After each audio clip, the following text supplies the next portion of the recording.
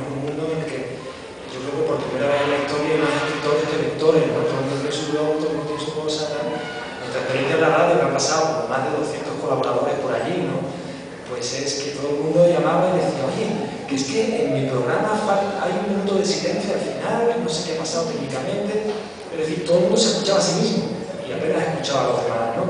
Entonces, bueno, yo creo que eso tiene que incluirse como reflexión, ¿no? La dificultad en un mundo solo informal, en un mundo en el que todo el mundo se quiere artista, en poder hacer algo artístico y poder vivir de ello, ¿no?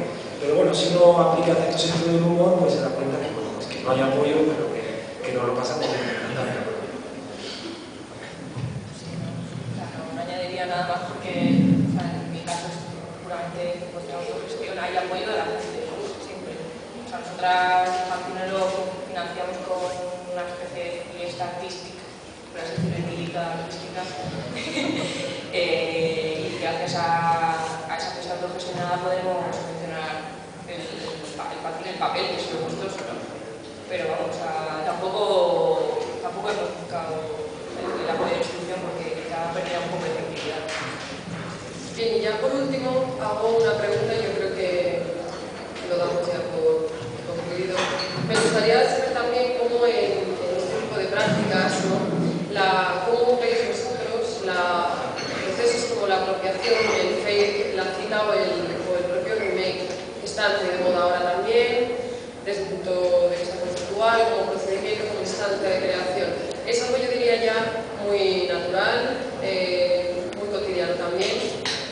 Es cierto que a veces eso conlleva ciertos problemas legales. En muchas publicaciones menores, digamos, menos visibles, eso no va a ser un problema, ¿no? Pero cuando los procedimientos que se funcionan aquí se trasladan a algo que tiene mayor visibilidad, sí se convierte en un problema.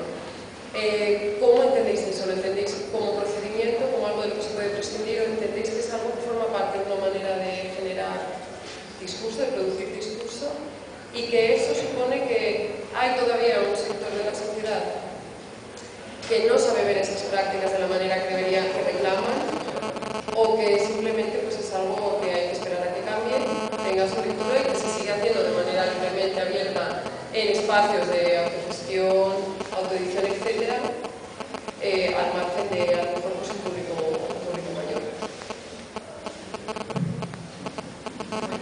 Bueno, yo creo que esto es una práctica que surge hace 100 años en las vanguardias, o sea, empiezan ya a reutilizar, a citarse, luego, bueno, evolucionan, tienen picos más altos, ¿no? Más bajos, entonces creo que es una práctica habitual, ¿sí? Válida, siempre y cuando se respete también al otro, se llega, digamos, en el caso de literatura, por ejemplo, nosotras la Asociación de Derechos siempre es muy clara, con los autores, el trabajo con ellos se habla, se llega a un consenso de cuántas libros se van a editar, dónde se van a distribuir, los precios, ¿no? Entonces creo que siempre y cuando haya como una comunicación con la otra parte es válido. Y en la parte visual, por ejemplo, creo que es una práctica ya más que ya tiene años de historia, no es actual.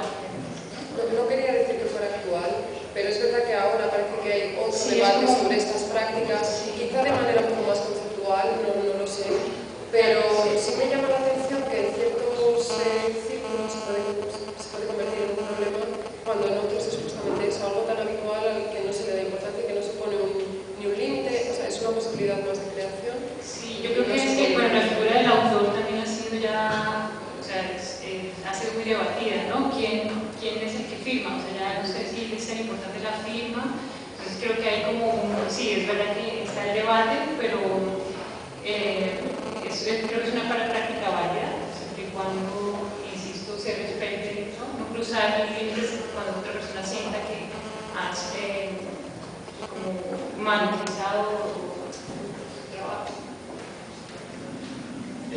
Bueno, la verdad es que no hay que remontarse mucho más de 100 años, ¿no? Es decir, que todo lo que es la lírica popular pues, son cantos rodados que van de alguna manera viviendo en variantes, ¿no? O sea, sobreviven porque se van variando.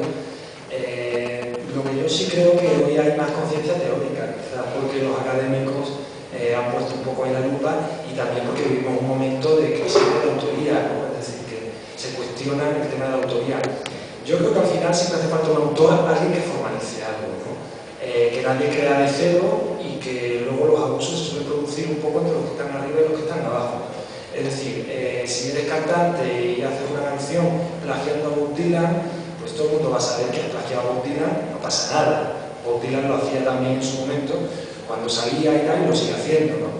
El problema es cuando ya ocupas una posición de poder en todo el mundo cultural y coges de alguien desconocido algo y lo pones como a tu nombre, ¿no? Entonces, ahí ya se produce lo que se llama plagio, es eso, un abuso de poder, ¿no? Luego todo lo que es el fe y todo lo que, bueno, pues sí, pues estoy de acuerdo, siempre y cuando se vea como la sublimación de una corriente que es perversa y terrible en ámbitos, por ejemplo, pues, escolares, ¿no? Como los niños ya te hacen un trabajo y cortan y pegan sin ningún criterio y piensan además que eso es suyo, ¿no? Entonces, bueno, yo creo que habría que reformular toda la idea de derechos de autor, que es necesario, pero no en términos de piratería, como se plantea epidémicamente en los debates mediáticos, sino simplemente en favor de la creación, ¿no? ¿Esto qué quiere decir? Pues, bueno, pues que se puedan reutilizar las cosas, ¿no? De una manera más fácil y libre. Hay en los comienzos de Internet, no recuerdo ahora mismo el nombre, pero había una elaboración que se llamaba el docuverso, que era la idea de poder continuamente coger cualquier cosa y simplemente, pues, en la proporción en la que esa cita forme parte de tu texto, pues si genera beneficio, pues se reparte, ¿no? O sea que hay que buscar fórmulas más flexibles de cobro, de dinero, y no sé, yo creo que es un momento muy interesante, ¿no? Y de hecho toda la crisis, realmente si os acordáis hace 15 años, toda la crisis que tenemos hoy viene precedida por el debate sobre los derechos de autor, que es una cosa en principio como muy marciana, pero que de pronto hace años la única discusión que había era sobre si derechos de autor sí, derechos de autor no, piratería sí, piratería no, ¿no? Es decir, que es por la vía cultural por donde empieza el mundo a manifestar el cambio, ¿no?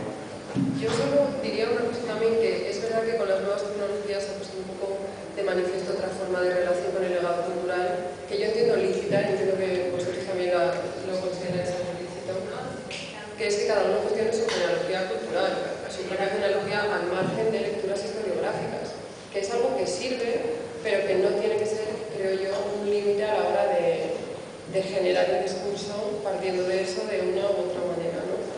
Como digo, lo de la escritura legal creo que es algo mucho más complejo. Y ya para acabar, bueno, había dicho que terminábamos con esto, pero le hago una última pregunta más, y es la última que había preparado y que posiblemente se alarguen las respuestas, que es si hay un espacio aún o no para la contracultura, que creo que está bien pensado que para finalizar y ya irnos todos a seguir hablando con el margen de los libros.